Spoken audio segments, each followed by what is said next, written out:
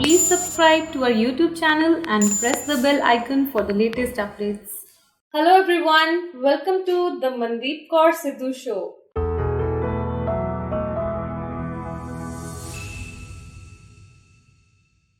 आज हमारे साथ मौजूद हैं मिस्टर अमित मदान फ्रॉम ए स्क्योर मीडिया। आज हम बात करेंगे मार्केटिंग की, कैसे आप अपने आप को या अपने ब्रांड को ग्रो कर सकते हैं। So he has a vast experience of more than 15 years in this industry. Amit ji, welcome to the show.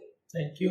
सबसे पहले जानेंगे कि जब भी कोई एंटरप्रेन्योर अपनी जर्नी शुरू करता है तो कोई ना कोई फैमिली बिजनेस होता है, क्योंकि आपके पापा बिजनेसमैन हैं, जो एक डिफरेंट लाइन ऑफ बिजनेस है। So why you didn't choose a family business और कुछ अपना करने के बारे में सोचा? तो पहले तो मनदीप जी मैं थैंक्स बोलूंगा आपका इस शो में बुलाने के लिए मेरे को, and it is such an honour for me. Starting से ही पहले मेरा माइंडसेट था जॉब का। सिक्योरिटी वाइज देखा जाए तो जिस टाइम पे हम पढ़ रहे थे तो जो मेरा सराउंडिंग्स थी, जो मेरा सर्कल था, मेट्स सारे जॉब वाले बैकग्राउंड से थे, तो वो कहते थे मैंने जॉब करनी, तो मेरा भी वैसा बन गया था। वो माइंडसेट मेरा पापा ने बनने नहीं दिया। नहीं, हम बिजनेसमैन है तो हम बिजनेस वाली क्लास में ही चलेंगे। लेकिन जब बात आई बिजनेस करने की, पापा ने खुद ही बोला कि मैं अपना बिजनेस नहीं करने दूंगा, इसमें टेंशन्स बहुत रहती है। और जो मेरा एनालिसिस था वो टेंशन हर बिजनेस में थी, लेकिन डेफिनेटली उसमें मेरा इंटरेस्ट भी नहीं था। मेरा माइंडसेट जो था वो क्रिएटिव था। आज भी अगर अपने आप को सोचूं तो मेरा क्रिएटिविटी की ओर ध्यान ज्यादा जाता है और फाइनेंशियल चीजों की ओर कम जाता है। क्रिएटिविटी में पीछे भागना शुरू कर देता हूँ। तो क्रिएटिव चीजों की ओर होने के कारण मैं ऑटोमोबाइल्स में ज्यादा इंक्लाइंड था। मेरे को थोड़ी बहुत रिस्ट्रिक्शंस ये रही है कि ये नहीं करना, वो कर ले, वो नहीं करना, ऐसे कर ले। I was not free to decide myself की भाई मैंने यही करना है। फिर मेरे को मैकेनिकल इंजीनियरिंग में उन्होंने डाल दिया, ये मैकेनिकल इंजीनियरिंग करो जी आप। ठीक है जी, मैकेनिकल में चले गए। विद इन दैट टेन्योर जब मैं स्टडीज कर रहा था, कंप्यूटर्स का एरा था, टाइम पे बूम था कंप्यूटर इंडस्ट्री में, मैं सीखना शुरू किया। सीखते सीखते मेरा इंक्लिनेशन धीरे धीरे कंप्यूटर की ओर हो गया। It was time of DOS, Windows. अगर ऑपरेटिंग सिस्टम की बात करें तो डॉस तब चला करता था, डिस्क ऑपरेटिंग सिस्टम। विंडोज 3.1 अभी नई नई लॉन्च हुई थी। कीबेस और फॉक्स प्रो में मैं प्रोग्रामिंग किया करता था। धीरे धीरे मेरा प्रोग्रामिंग की ओर इंटरेस्ट होना शुरू हो गया। मैंने सॉफ्टवेयर डेवलप करे, कुछ एसएमएस के, कुछ स्कूल्स के। पढ़ने का शौक था, बुक्स में पढ़ता रहता था।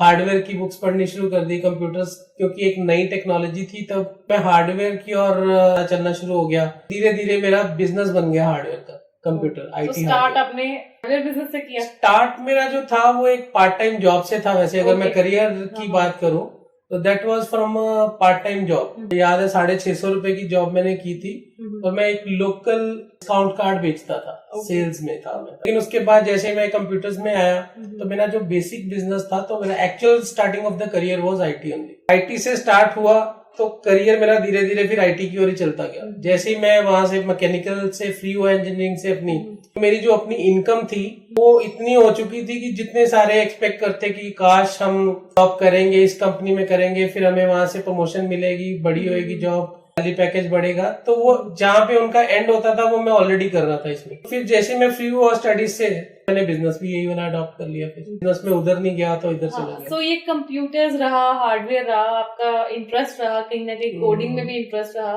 ए स्क्योर मीडिया इतना फेमस है, everybody knows about it. Amit और ए स्क्योर मीडिया सेम चीज है। अगर हम बात करें इसकी फाउंडेशन कब हुई, हमने एक मार्केटिंग एंगल से अपनी कंपनी को पुश किया, वो कब किया? स्टार्टिंग से मेरे को सोचने का शौक होता था कि मैं कुछ नया करूं। कोई भी, इवन आज मैं इस इंडस्ट्री में भी हूं तो मुझे लगता था कि मैं कुछ इसमें भी नया करके दिखाऊं, इनोवेट करें ताकि ज्यादा से ज्यादा लोग आपके साथ जुड़े। एक तरह से वो इनोवेशन थी हमारे लिए। वीडियो व्हील्स करके एक प्रोडक्ट हमने इनोवेट करा था।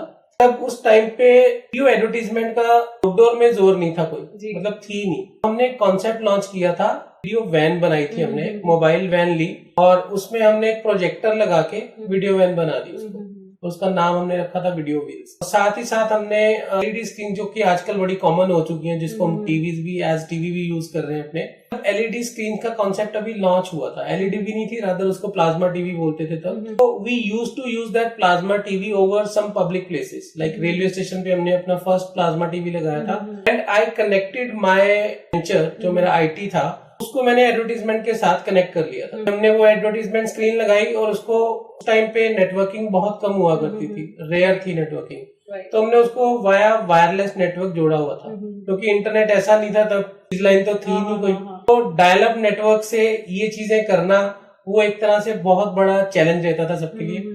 वो हमने स्टार्टिंग वहां से की थी। आईटी को एडवर्टीजमेंट की ओर या आउटडोर की ओर जोड़ दिया गया। आउटडोर जैसे ही मेरे दिमाग में चलना शुरू हुआ तो आउटडोर में नए नए कंसेप्ट आने शुरू हो गए।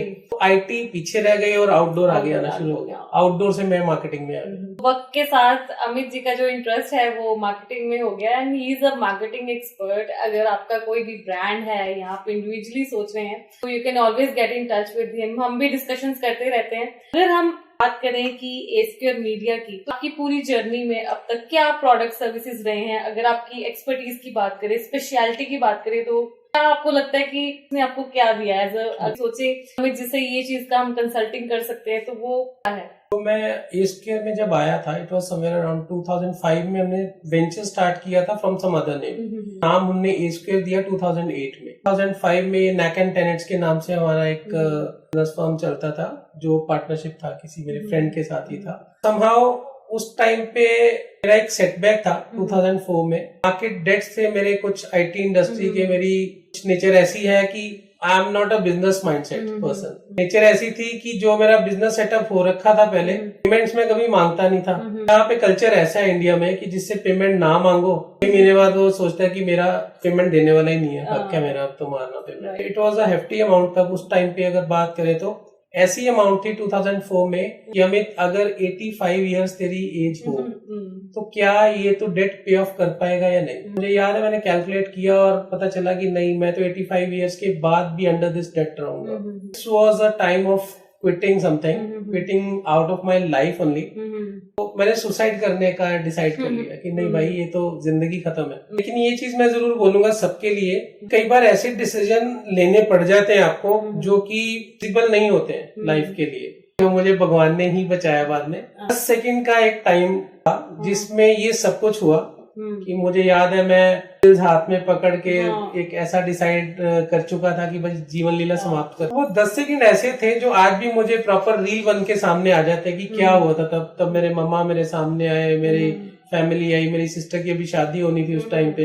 मुझे लगा यार मैं तो चला जाऊंगा अभी 10 मिनट बाद, लेकिन उसके बाद पूरी लाइफ लोग मेरी फैमिली को तंग करेंगे। सिस्टर की शादी नहीं होनी थी मेरे कारण, मम्मा शायद मेरे को शायद बर्दाश्त नहीं कर पाते, फैमिली खत्म हो जानी थी, पता नहीं सब मैं वहीं पे छोड़ के फेंक के इतनी तेज मैंने बाइक, वहां से बाइक थी मेरे पास तब, लाई और बाबा जी के घर जाके बैठ गया। बस उस रात मैं वहीं पे रहा, घर पे झूठ बोल के कि भाई मैं आज घर पे नहीं आऊंगा, मैं अपने फ्रेंड के साथ हूँ आज। That was the time of transformation. तो मेरे माइंड की ट्रांसफॉर्मेशन का टाइम था कि एक बंदा जो सोच रहा है कि 85 इयर्स तक की एज भी हो तो ये डेट नहीं पे ऑफ हो सकते। उस रात भगवान ने पता नहीं क्या दिमाग में डाला, क्या वो एनर्जी आई मेरे अंदर, मुझे लगा कि यार ये तो कुछ भी नहीं है, मैं कर लूंगा सब। ऐसा नहीं है कि कोई मिरेकल हो गया अगले दिन मेरे पास पैसे आ गए, लेकिन वो एनर्जी आई, वो पावर आई, वो काम करने की जील इतनी बढ़ गई कि नहीं मैंने कुछ ना कुछ तो करना है। अप्रोक्सीमेटली 2 साल तक मेरे को कुछ नहीं आ रहा था, इवन मैं लोन्स ले जा रहा था और मतलब एक तो डेट पहले से था। इस इंडस्ट्री में भी मैं मेरे एक फ्रेंड थे उनके साथ पार्टनरशिप करके उन्होंने इन्वेस्टमेंट भी उन्होंने करी, तो मैंने बोला कि मैं काम करूंगा, इन्वेस्टमेंट आप करोगे, मेरे पास इन्वेस्टमेंट नहीं है करने के लिए। उनको भी लगा ठीक है काम ये अच्छा कर रहे हैं। वो वेंचर हमारा सक्सेसफुल नहीं हो पा रहा। That was a digital venture. उसके बाद हम आउटडोर में आए। आउटडोर में जैसे ही आए तो वो बेचारे हार चुके थे कि भाई मैं तो खत्म हूँ, मैं नहीं और पैसा लगाऊंगा। लेकिन मैं उस टाइम पे प्लान था कि नहीं यार मैं ये इंडस्ट्री अब छोड़ूंगा नहीं, इसमें मुझे दिख रहा है कुछ फ्यूचर दिख रहा है। तो मैं अपने लेवल पे कुछ ना कुछ करके और ज्यादा लोन लिए मार्केट से। फिर वो जो एक हेफ्टी अमाउंट पहले ही मैं बता रहा हूँ, I need not to disclose the figures, वो हेफ्टी अमाउंट और ज्यादा हेफ्टी बनती गई।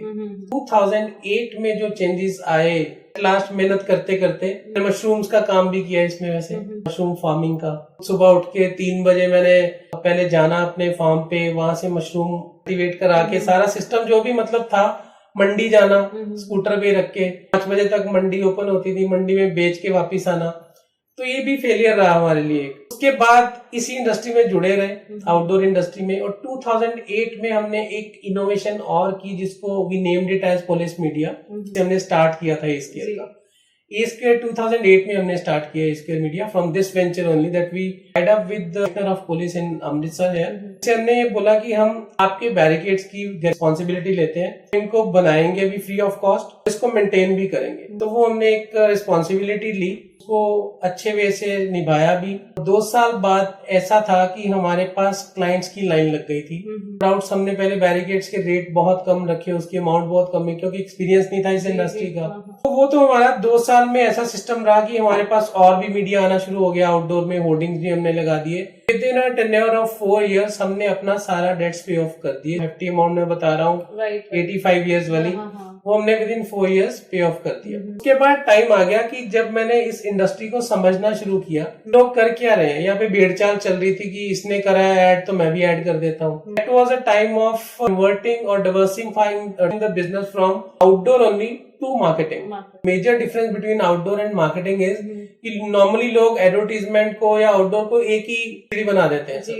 ये चीज शायद बहुत कम लोग जानते हैं कि आउटडोर अलग चीज है, एडवर्टीजमेंट अलग चीज है, मार्केटिंग सबका बाप है। सब चीजें मार्केटिंग के अंडर आती हैं। तो अपना फोटे हमने मार्केटिंग में ले आए। Amit, did you help the brands to make a strategy also? क्योंकि normally क्या होता है कि I was also working in mall of Amritsar, जब brands मुंबई से कहते थे कि ये होर्डिंग आप ले लो, तब वो बताते थे कि ये आपकी लोकेशंस हैं, यहाँ पे आप लगा लो, राइट? जैसे क्रिस्टल चौक हो गया, लॉरेंस रोड हो गया। Is there any your role also to help the brand कि आपने लोकेशन फाइनल करनी कौन सी है? डेफिनेटली ब्रांड की जो स्ट्रेटेजी रहती है, अमृतसर में रह के ब्रांड्स को लगता है कि शायद यहाँ पे स्ट्रेटेजिकली काम करने वाले बंदे यहाँ पे कम होंगे। ब्रांड्स नॉर्मली क्या करते हैं, जो बिग ब्रांड्स टाई अप करते हैं सेंट्रली।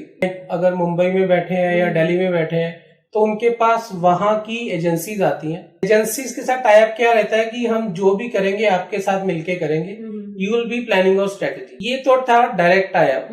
एजेंसीज कई बार क्या करती है, उनको लगता है यार केपेबल पर्सन ओवर देयर और this company is doing well in Amritsar, वो सारी की सारी चीज हमें बोल देती है करने के लिए। भाई ठीक है जी, हमारे पास ये सेटअप है इनका, सारी स्ट्रेटेजाइज हमने करना था, इसकी प्लानिंग सारी हमने करनी थी, अब हमने टेंशन नहीं लेनी है, आपको दे दिया। इस तरह से हम काम करते हैं अमृतसर बैठे बैठे।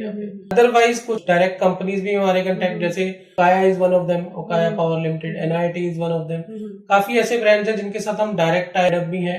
उनकी ब्रांड स्ट्रेटेजीज हम डायरेक्टली प्लान करते हैं, बिलिंग उनको करते हैं। तो अमित जो है वो you know he can help a lot in building a strategy also. मैं बात कर रही थी कि जो ब्रांड्स होती हैं वो तो अलग अलग मुंबई में बैठी हैं, बैंगलोर में बैठी हैं या आउट ऑफ इंडिया बैठी हैं।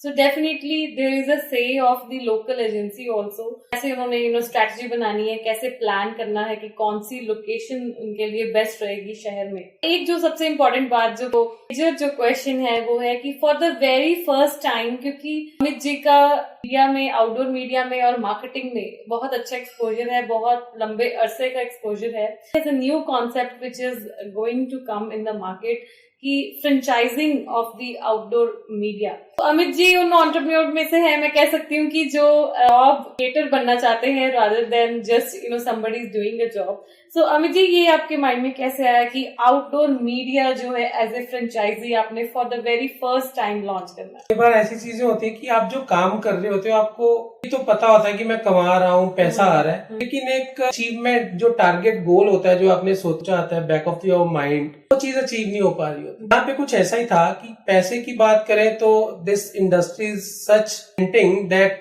जो भी बनाया हमने इसी इंडस्ट्री से बनाया। लोग हमसे पूछते हैं कि सर ये कैसे होगा, मैं भी ये काम कर लूं।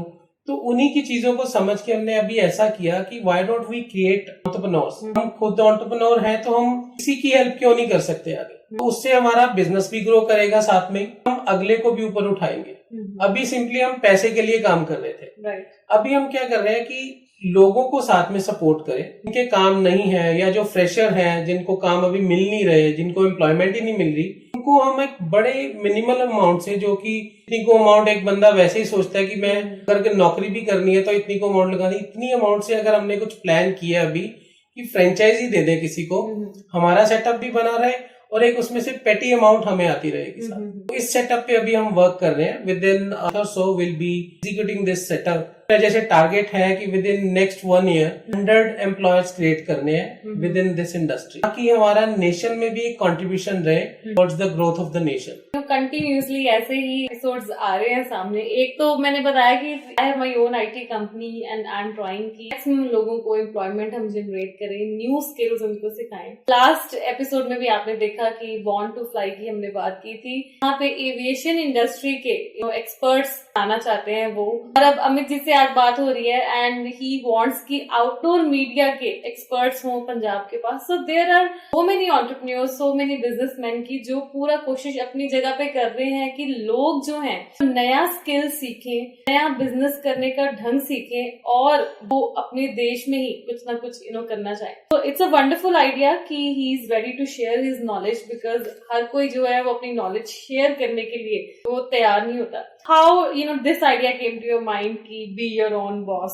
इंसान का जो पास्ट होता है ना, वही एग्रेसिवली उसको कुछ करने के लिए मजबूर कर देता है. मेरा जो पास्ट था वो ये था कि काम करना चाहता था लेकिन मेरे पास पैसा नहीं था तब. काम ऐसा ही करना चाहता था जिसमें मैं भी एंटरप्रेन्योर बन सकूं. भगवान की दया से आज इतने सालों बाद आके ये अचीव हुआ. वही चीज अगर मेरे पास खुद कहीं से पहले होती, जो अगर हमारी गवर्नमेंट ने कुछ ऐसा सिस्टम बनाया होता तो शायद वो चीज पहले अचीव हो जानी थी. ये चीज मैं अभी सोचता हूँ कि जो मेरे को दिक्कतें आई वो अभी मार्केट में फ्रेशर्स को जाए या बिजनेस नया करना चाहते हैं उनको ना आए.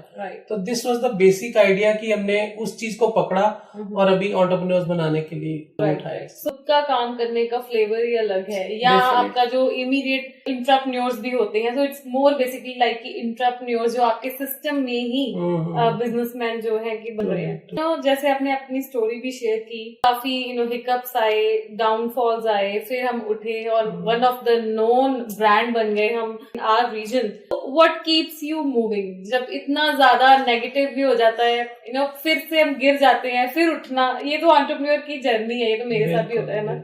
सो आपको क्या चीज फिर से उठाती है कि नहीं करना है, सक्सेस ही याद आ जाती है? मैं सिंपली ये बोलूंगा कि इसके लिए एक ही वर्ड है मेरे पास, फेलियर्स.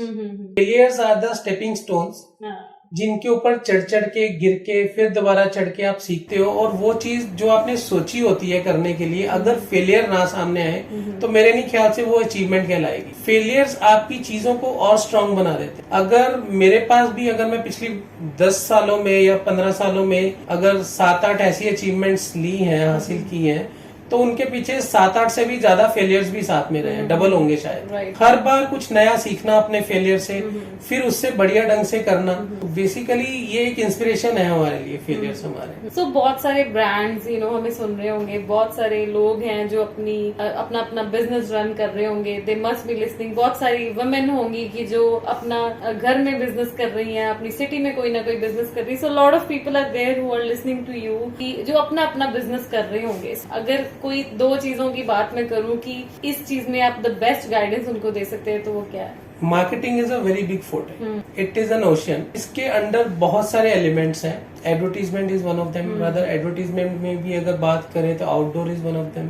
तो अगर मैं बात करूं आउटडोर की, तो ये हमारी एक स्पेशलिटी रही है पिछले 15 सालों में. नो डाउट हम मार्केटिंग में और बहुत एक्टिविटीज कर रहे हैं, लेकिन outdoor is the speciality of A-Square media, जिसको हमने बड़े अच्छे वे से समझा है. कहाँ लोकेशंस होनी चाहिए, कैसे टारगेट क्लाइंट आपका कहाँ से आएगा, किस लोकेशन से आएगा, कहाँ पे आपको ज्यादा टारगेट एम्फेसाइज करना है उन चीजों को. तो I will be more comfortable with outdoor media. तो outdoor media is our speciality. He has handled a lot of brands and helped them to grow in the region. So outdoor media की हम बात करें, चाहे अब आज का time जो है वो डिजिटल मार्केटिंग का भी आ गया है, बट मैं अपनी जगह पे रह के सोच रही थी आउटडोर मीडिया का अपना ही फ्लेवर है. हम बिल्कुल समझो कि एक मासेस वाले ब्रांड्स की बात करें, उनको वॉल पेंटिंग्स भी चाहिए, उनको होर्डिंग्स भी चाहिए, उनको हर चीज चाहिए. या फिर हमें सपोज हाई एंड ब्रांड ले लें, हाई एंड कार्स हैं, ऑटोमोबाइल्स है, जब तक उनका होर्डिंग ना लग जाए तो लगता नहीं है कि वो चीज प्रेजेंट है. तो digital is I think totally different thing, कैसे हम उसको देखते हैं. एंड आउटडोर का एक अपना ही impact. Outdoor basically I would add to your things that outdoor is best in decision making. आप सिंपली जितनी चाहे एक्टिविटीज कर ले, मार्केटिंग एक्टिविटीज और भी हम कर रहे हैं जैसे, तो हमने देखा कि आउटडोर का फ्लेवर अलग कैसे आता है. जब किसी का लगता है तो वो सिर्फ हिट कहाँ करता है, डिसीजन मेकिंग. सो डिजिटल में क्या होता है कि बहुत सारी ब्रांड्स होती हैं, बड़ा कुछ चल रहा होता है, it is all cluttered, her brand को देख रहे हैं. बट जब एक होर्डिंग, पर्टिकुलर होर्डिंग एक पॉश लोकेशन में कोई अपना फाइनल कर लेता है, तो वो इम्पैक्टिंग माइंड पे अलग लगता है. वो यही गाड़ी सबसे ज्यादा चल रही है, तो मुझे इसी ब्रांड की वो चीज देनी. So definitely I also believe कि आउटडोर का जो है वो अपना ही एक impact. What is your life mantra? Means I want you to share your message to the audience. आपने अपनी लाइफ में you have open so many ventures, आप एक सीरियल एंटरप्रेन्योर रहे हैं. लाइफ का क्या क्रक्स आपने निकाला है कि एक एंटरप्रेन्योर को कैसा माइंडसेट उसका होना चाहिए? तो चाहे वो एंटरप्रेन्योर हो, चाहे वो बिजनेसमैन हो, चाहे वो सर्विसमैन हो, मैं एक माइंडसेट सबकी कॉमनली बात करने लगा हूँ. भगवान के ऊपर विश्वास जो है ना, वो सबसे प्राइम है. मुझे याद है, मैं इसके साथ में एक फनी इंसिडेंट भी जुड़ा हुआ है. 2005 में I got married. Love marriage थी, दिक्कतें काफी आ रही थी, फैमिली प्रॉब्लम भी चल रही थी. तो मैं भगवान से मांगा कि भगवान मेरी यहाँ पे शादी करवा दे, बस मैं कभी कुछ नहीं मांगूंगा. एंड मुझे याद है कि उसके बाद वाकई मैंने कभी कुछ मांगा नहीं है. और उसके बाद मेरा मंत्रा ये बन गया हुआ है, या तो आप भगवान को मानना छोड़ दो, भगवान पिता समान है आपके. जैसे आपको पिता से मांगने की जरूरत नहीं पड़ती अपने, इसी तरह भगवान से मांगने की जरूरत नहीं. पिता को पता होता है कि मेरे बच्चे को क्या चाहिए, इसी तरह भगवान को भी पता है इसको क्या चाहिए, ये मेरे बच्चे हैं, इनको क्या चाहिए. तो मैं सिंपली ये बोलता हूँ, या तो भगवान से मांगना छोड़ दो, उसको पता चल जाएगा. और अगर मांगना नहीं छोड़ सकते तो उसको मानना छोड़ दो. ये मेरा पर्सनल मंत्रा रहा है, लाइफ मंत्रा रहा है. और इसी के बेस पे भगवान जो मैं सोचा भी नहीं होता उससे बेटर करके दे देता है मेरे लिए. लाइक कि भगवान को हम यही कह रहे हैं कि जो मैं डिजर्व करता हूँ वही आप मुझे दे दो. तो यही हो गया ना डेफिनेटली. लेकिन वो जो आप डिजर्व कर रहे होते उससे कहीं ऊपर बढ़ के देता है. कई बार हमें ये लगता है यार इतने काबिल तो मैं था ही नहीं जितना भगवान ने मेरे को दे दिया. तो सिर्फ इसीलिए है कि आप कभी मत मांगो, उसको पता है आप जितना मांगोगे हो सकता है वो उतना ही कम हो, उसने आपके लिए और ज्यादा सोच के रखा हो. तो या मांगना छोड़ दो या मानना छोड़ दो, मैं ये बोलूँ. सो अमित, बहुत अच्छा लगा आपसे बात करके and thank you so much. Thank you so very much once again. तो ये थे अमित मदान और बहुत अच्छा लगा इनसे बात करके. आउटडोर मीडिया के ये एक्सपर्ट हैं, अपना फ्रेंचाइजी बिजनेस जो है वो स्टार्ट करने वाले हैं. किसी ने भी इनसे एक्सपर्टीज लेनी है आउटडोर मीडिया की, definitely you can get in touch with him and he's a great marketing expert also. So thank you so much for joining us in the show, Mandeep Kaur Sidhu.